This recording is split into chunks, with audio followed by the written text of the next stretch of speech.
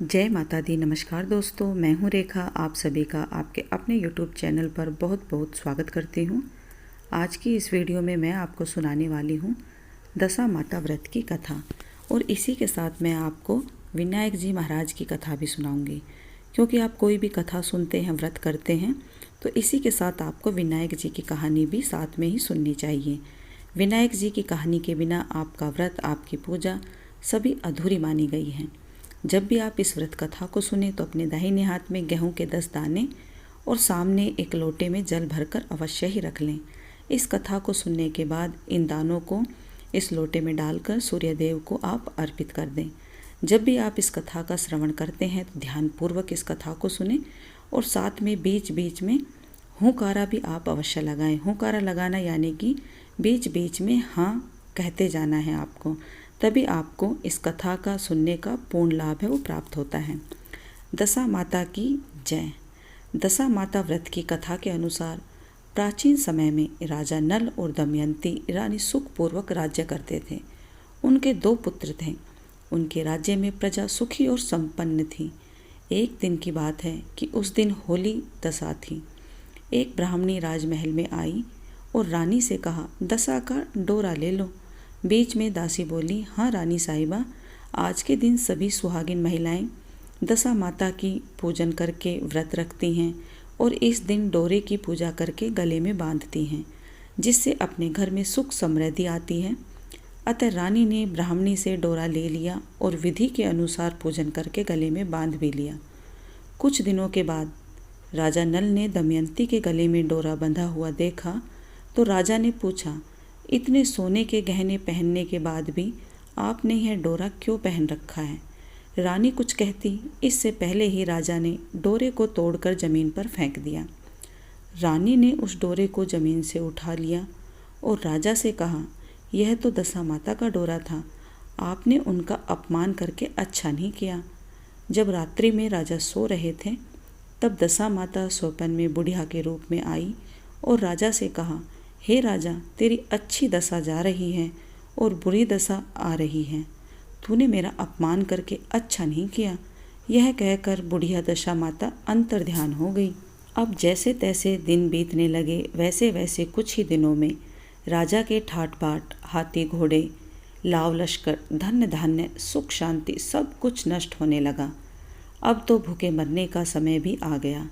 एक दिन राजा ने दमयंती से कहा, तुम अपने दोनों बच्चों को लेकर अपने मायके चली जाओ। रानी ने कहा, मैं आपको छोड़कर कहीं नहीं जाऊंगी। जिस प्रकार आप रहेंगे उसी प्रकार मैं भी आपके साथ रहूंगी। तब राजा ने कहा, अपने देश को छोड़कर दूसरे देश में चले जाते हैं, वहाँ जो भी काम मिलेगा वहीं पर काम कर लेंगे। इस प्रकार नल दमयंती अपने देश को छोड़कर चल दिए। चलते चलते रास्ते में भील राजा का महल दिखाई दिया। वहाँ राजा ने अपने दोनों बच्चों को अमानत के तौर पर छोड़ दिया। आगे चले तो रास्ते में राजा के मित्र का गांव आया। राजा ने रानी से कहा, चलो हमारे मित्र के घर चलते हैं। मित्र के घर पहुँचने पर उनका खूब आदर सत्कार हुआ। पकवान बनाकर भोजन कराया गया। मित्र ने अपने शयन कक्ष में सुलाया। उसी कमरे में मोर की आकृति की खूंटी पर मित्र की पत्नी का हीरो जड़ित कीमती हार टका हुआ था। मध्य रात्रि में रानी की नींद खुली तो उन्होंने देखा कि वह बेजुबान खूंटी हार को निगल रही है। यह देखकर रानी ने तुरंत राजा को जगाकर दिखाया और दोनों ने विचार किया कि सुबह होने पर मित्र के पूछने पर वो क्या जवाब देंगे, अतः यहाँ से इसी समय चले जाना ही ठीक होगा। राजा रानी दोनों रात्रि के समय पर ही वहाँ से चल दिए। सुबह होने पर मित्र की पत्नी ने खूंटी पर अपना हार नहीं देखा, हार वहाँ नहीं था। तब उसने अपने पति से कहा, तुम्हारे मित्र कैसे हैं जो मेरा हार चुराकर रात्रि में ही भाग गए हैं? मित्र ने अपनी पत्नी को समझाया कि मेरा मित्र कदापि ऐसा नहीं कर सकता, धीरज रखो, कृपा करके उसे चोर तो बिल्कुल भी मत कहो। आगे चलने पर राजा नल की बहन का गांव आया। राजा ने बहन के घर खबर पहुंचाई कि तुम्हारे भाई भौजाई आए हुए हैं। खबर देने वाले से बहन ने पूछा कि उनके हाल चाल कैसे हैं। वह बोला, दोनों अकेले हैं, पैदल ही आए हैं तथा वे बहुत दुखी हाल में हैं। इतनी बात सुनकर बहन थाली में कांधा रोटी रखकर भैया भाभी से मिलने के लिए आई। राजा ने तो अपने हिस्से का खा लिया, परंतु रानी ने जमीन में गाड़ दिया। चलते चलते एक नदी मिली। राजा ने नदी में से मछलियाँ निकाल कर रानी से कहा, तुम इन मछलियों को भून लो, मैं गांव में से परोसा लेकर आता हूँ। गांव का नगर सेठ सभी लोगों को भोजन करा रहा था। राजा गांव में गया और परोसा लेकर वहाँ से चला तो रास्ते में चील ने झपट्टा मारा और सारा भोजन नीचे गिर गया। राजा ने सोचा कि रानी विचार करेगी कि राजा तो भोजन करके आ गया और मेरे लिए कुछ भी नहीं लाया। उधर रानी मछलियाँ भूंजने में लगी थी। दुर्भाग्य से सभी मछलियाँ जीवित होकर नदी में चली गईं। रानी उदास होकर सोचने लगी कि राजा पूछेंगे और सोचेंगे कि सारी मछलियाँ खुद ही खा गईं। जब राजा आए तो मन ही मन समझ गए और वहाँ से आगे चल दिए। चलते चलते रानी के मायके का गांव आया। राजा ने कहा, तुम अपने मायके चली जाओ, वहाँ दासी का कोई काम कर लेना और मैं इसी गांव में कहीं नौकर का काम कर लूँगा। इस प्रकार रानी महल में दासी का काम करने लगी और राजा तेली के घाने पर काम करने लगा। दोनों को काम करते करते बहुत दिन हो गए। जब होली दशा का दिन आया तब सभी रानियों ने सिर धोकर स्नान किया। दासी ने भी स्नान किया।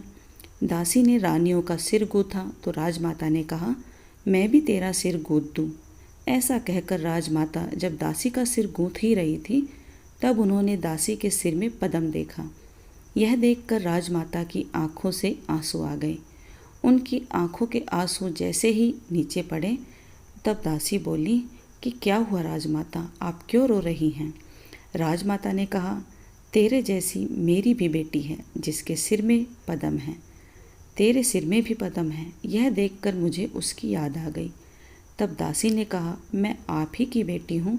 दशा माता के कोप से मेरे बुरे दिन चल रहे हैं, इसलिए यहाँ चली आई। माता ने कहा कि बेटी तूने यह बात हमसे क्यों छुपाई? दासी ने कहा, माँ मैं तो सब कुछ बता देती तो मेरे बुरे दिन नहीं कटते। आज मैं दशा माता का व्रत करूँगी तथा उनसे अपनी गलती की क्षमा याचना भी जरूर करूँगी। अब तो राजमाता ने बेटी से पूछा, हमारे जवाई राजा कहाँ हैं? बेटी बोली, वे इसी गांव में किसी तेली के घर काम कर रहे हैं। अब गांव में उनकी खोज कराई गई और उन्हें महल में लेकर आए। जमाई राजा को स्नान कराया, नए वस्त्र पहनाए, पकवान बनवाकर उन्हें भोजन कराया गया। अब दशा माता के आशीर्वाद से राजा नल और दमयंती के अच्छे दिन लौट आए। कुछ दिन वहीं बिताने के बाद अपने राज्य जाने को कहा।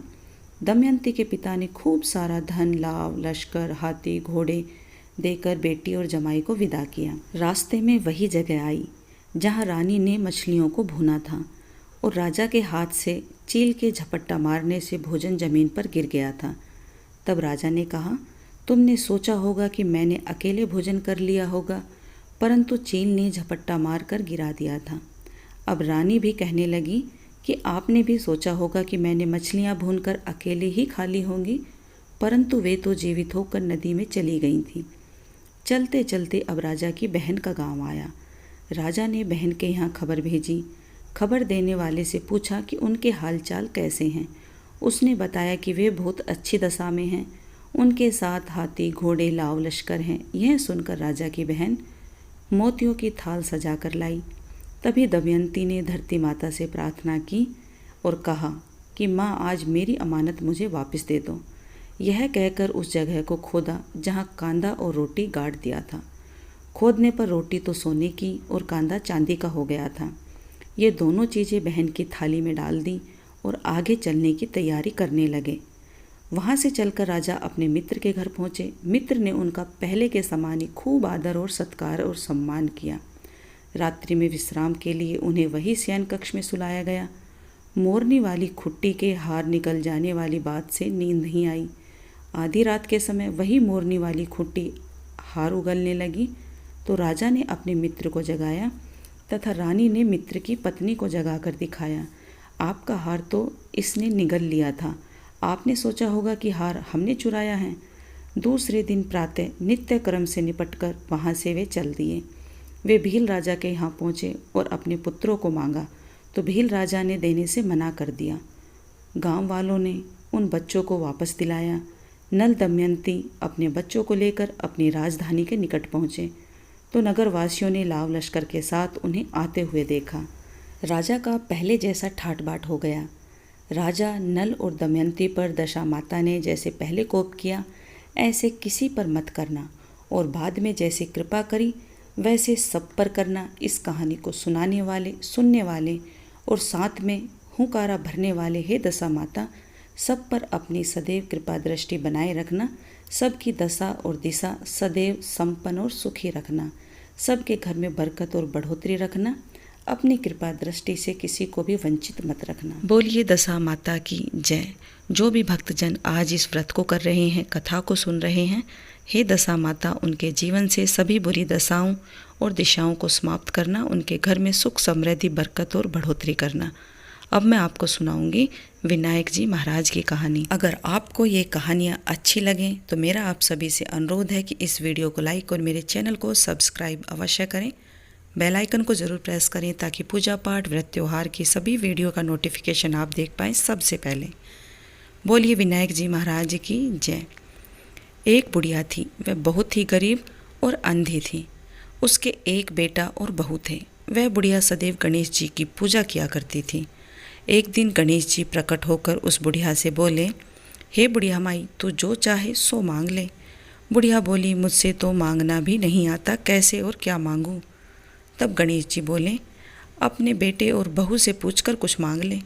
तब बुढ़िया ने अपने बेटे से कहा, गणेश जी कहते हैं कि कुछ मांग ले, बता मैं क्या मांगूं।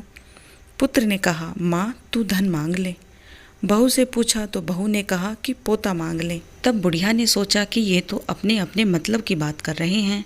अतः उस बुढ़िया ने पड़ोसियों से पूछा तो उन्होंने कहा कि बुढ़िया तू तो थोड़े दिन की ही है, क्यों तू धन मांगे, क्यों नाती मांगे, क्यों पोता मांगे। तू तो अपनी आँखों की रोशनी मांग ले, जिससे तेरी जिंदगी आराम से कट जाए। इस पर बुढ़िया बोली, यदि आप प्रसन्न हैं तो मुझे 9 करोड़ की माया दे, निरोगी काया दे, अमर सुहाग दे, आँखों में प्रकाश दे, नाती दे, पोता दे, सब परिवार को सुख दे और अंत में मुझे मोक्ष दे। यह सुनकर गणेश जी बोले कि हे बुढ़िया माई, तूने तो हमें ठग लिया। फिर भी जो तूने मांगा है वचन के अनुसार आपको सब कुछ मिलेगा। और यह कहकर गणेश जी अंतर्ध्यान हो गए। उधर बुढ़िया माँ ने जो कुछ मांगा वह सब कुछ मिल गया। हे गणेश जी महाराज, जैसे तुमने उस बुढ़िया माँ को सब कुछ दिया, वैसे ही इस कहानी को सुनने वाले, सुनाने वाले और साथ में हुंकारा भरने वाले सबकी मनोकामना पूर्ण करना। वीडियो देखने के लिए आप सभी का बहुत बहुत धन्यवाद। जय माता दी।